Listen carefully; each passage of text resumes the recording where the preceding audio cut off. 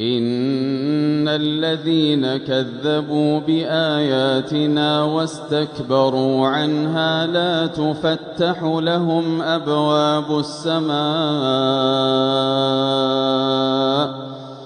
لا تفتح لهم أبواب السماء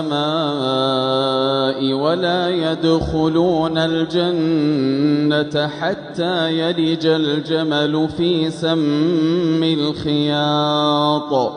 وكذلك نجزي المجرمين لهم من جهنم مهاد ومن فوقهم غواش وكذلك نجزي الظالمين والذين آمنوا وعملوا الصالحات لا نكلف نفسا إلا وسعها أولئك أصحاب الجنة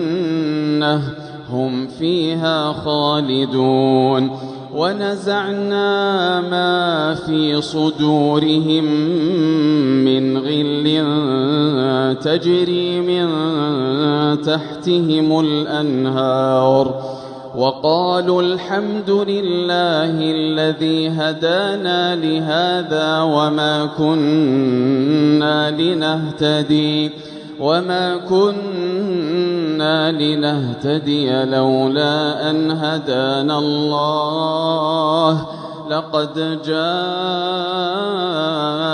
رسل ربنا بالحق ونودوا أن تلكم الجنة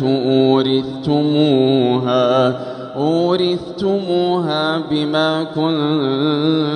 كنتم تعملون.